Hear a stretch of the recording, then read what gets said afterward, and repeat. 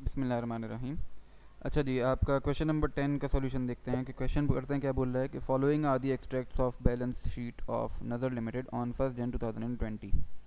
अच्छा जी, आपके पास शेयर कैपिटल है, शेयर प्रीमियम है, रिटेन अर्निंग्स है और कैपिटल रिजर्व्स है।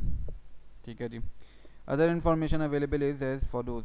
पहला, issued 1400 shares on 30 August 2020 at 14 premium. तो हमने अगस्त में पे इशू किए शेयर। सर मैं क्रोनोलॉजी एक बनाते जा रहा हूँ, ठीक है जी। अगस्त में शेयर्स इशू किए हमने। फिर उसके बाद क्या हुआ, declared for 2020 final dividend of ₹8 पर शेयर। मार्च में हमने किया फाइनल डिविडेंड, तो मार्च पहले आ जाएगा फाइनल डिविडेंड। अच्छा जी, फिर उसके बाद इंटरिम डिविडेंड ऑफ ₹3 इन सितंबर। सितंबर में पे किया तो यहाँ पे आ जाएगा interim dividend.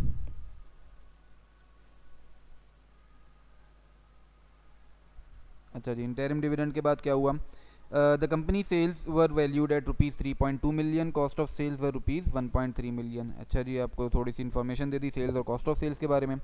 Capital reserve was created 2 years ago for a sky scraper.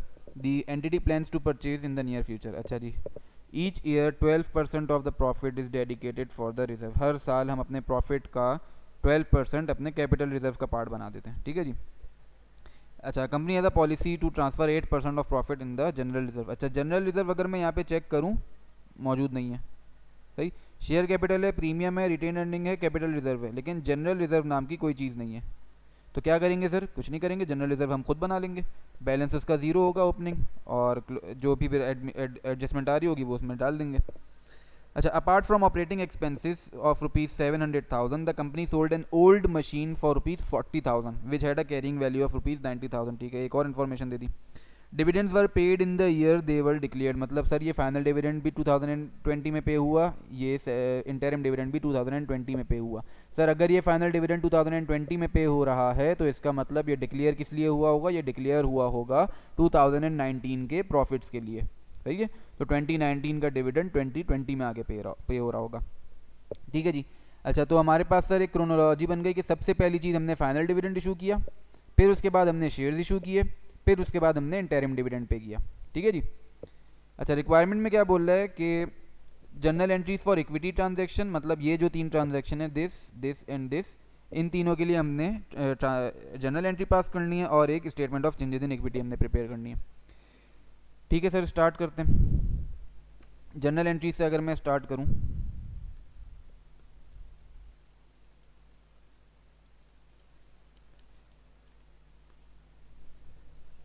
या बल्कि एक काम हम ये करते हैं, हम statement of changes in equity बना लेते हैं अपनी। जब ट्रांजैक्शन की बारी आएगी तो उसी के साथ साथ कर लेंगे।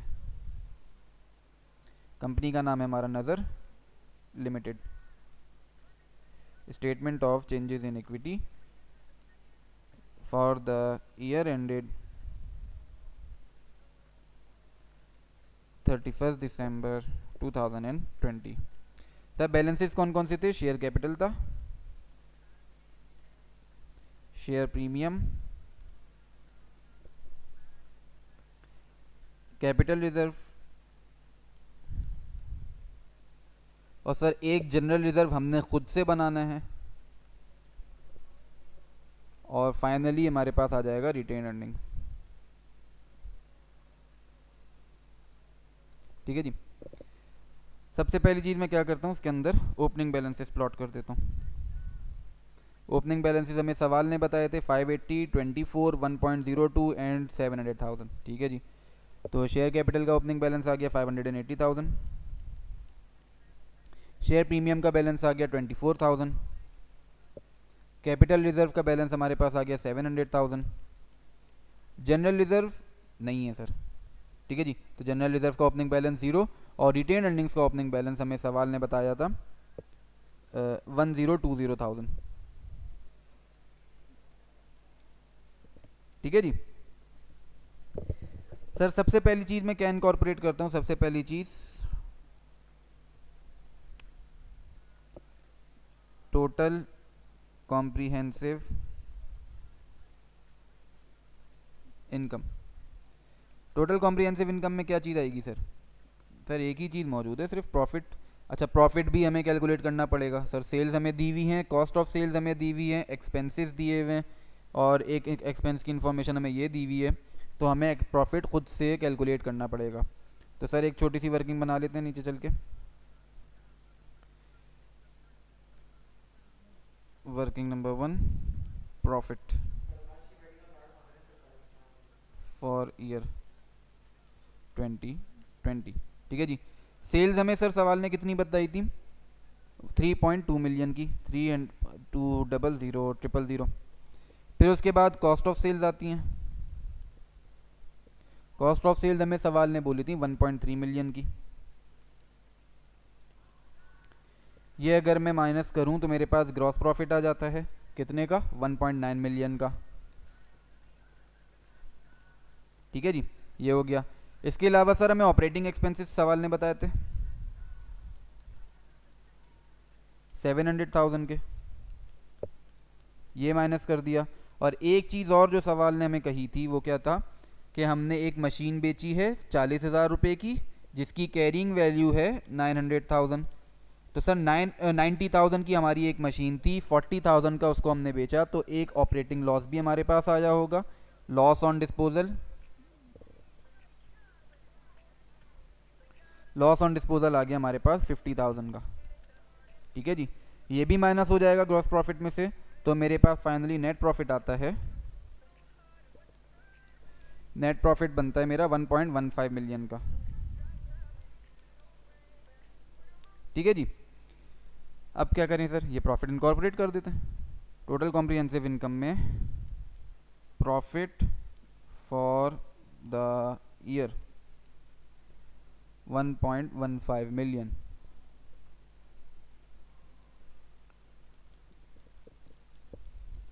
ठीक है जी। और कोई कॉम्प्रिहेंसिव इनकम हमारे पास नहीं है, तो सर हम चले जाते हैं किसके पास? ट्रांजैक्शन विद शेयर होल्डर्स के पास।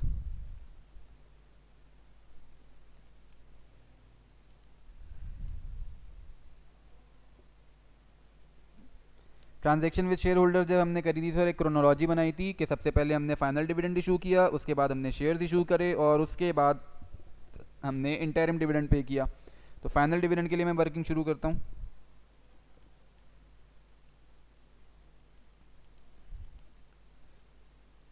फाइनल डिविडेंड की इन्फॉर्मेशन क्या क्या गिवन है कि सर ₹8 पर शेयर का हमने डिविडेंड इशू किया। सर बोनस के बारे में नहीं बता रहा, तो सिंपली ये कैश डिविडेंड होगा।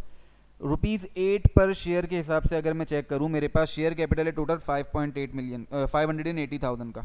तो 580,000 का शेयर कैपिटल, इसको मैं डिवाइड कर दूंगा 10 से, तो मेरे पास आ जाएगा नंबर ऑफ शेयर्स, और इसको मैं मल्टीप्लाई कर दूं अगर 8 से, तो मेरे पास आ जाएगा डिविडेंड डिक्लेयर्ड। तो 580,000 divided by 10 and multiplied by 8 will be equal to 464,000। ठीक है जी। फाइनल डिविडेंड के बाद सर नेक्स्ट चीज़ क्या थी? नेक्स्ट चीज़ थी हमारी issue of shares.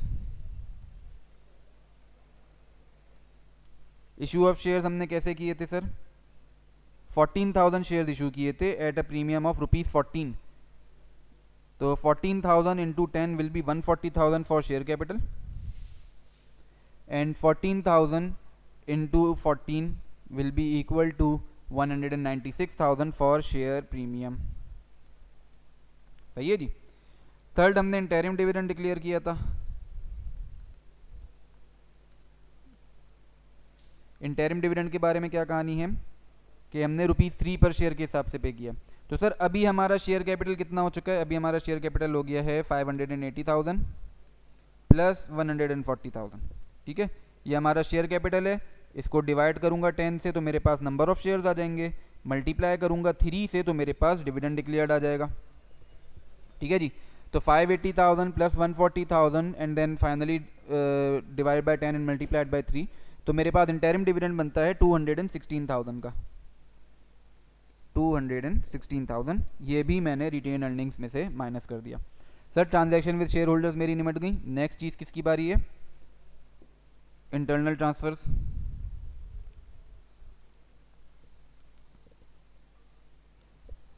Internal transfer sir मेरे दो किस्म के थे, एक था कैपिटल रिजर्व में और एक था जनरल रिजर्व में। सर प्रॉफिट का 12% मैं ट्रांसफ़र करता हूँ कैपिटल रिजर्व में, और प्रॉफिट का 8% मैं ट्रांसफ़र करता हूँ जनरल रिजर्व में।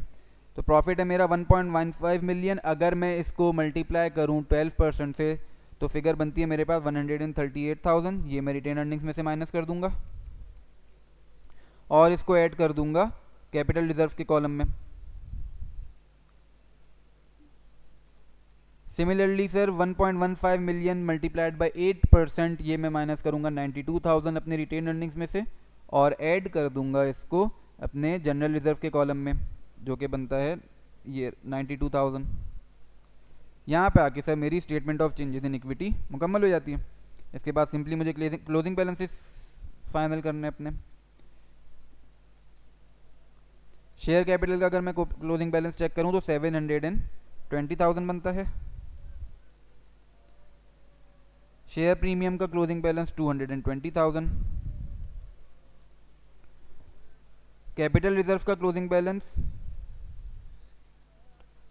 838,000। और जनरल रिजर्व में तो सर अब इसी साल हमने बैलेंस क्रिएट किया तो 92,000 का ही क्लोजिंग बैलेंस बनेगा। और फाइनली रिटेन अर्निंग्स का closing balance 1.26 million.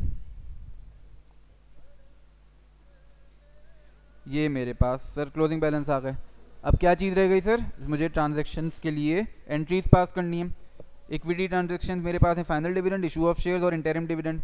Final dividend की एंट्री क्या बनाऊंगा?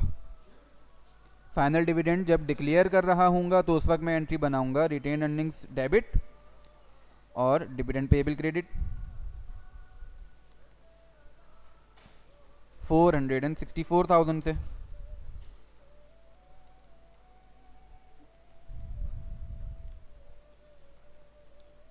सही है जी। और जब ये डिविडेंड पे हो रहा होगा तो मेरी एंट्री बनेगी dividend payable debit and cash credit, same amount से 464,000। ठीक है जी। दूसरी इशुएंस ऑफ शेयर्स,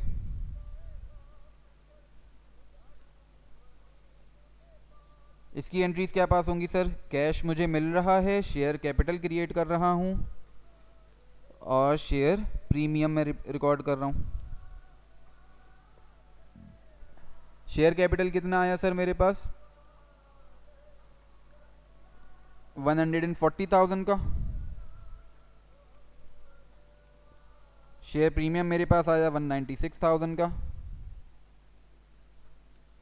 इनका सम कर दूं तो मेरे पास टोटल कैश जो जनरेट हुआ शेयर इशू से वो हुआ 336,000। ठीक है जी। नेक्स्ट मैंने क्या किया था सर? इंटरिम डिविडेंड पे किया था। तो इंटरिम डिविडेंड जब डिक्लेयर होगा तब मैं एंट्री पास करूंगा retain earning debit and dividend payable credit. कितने से सर? इंटरिम डिविडेंड मैंने पे किया था 2,16,000 रुपये का, 216,000। और जब इसको मैं पे कर दूंगा तो मेरी एंट्री बनेगी dividend payable debit and cash credit 216,000 से।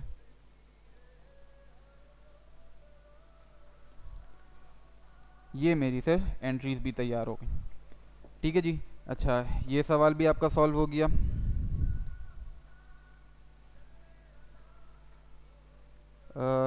अच्छा जी, अगले सवाल की तरफ चलते हैं।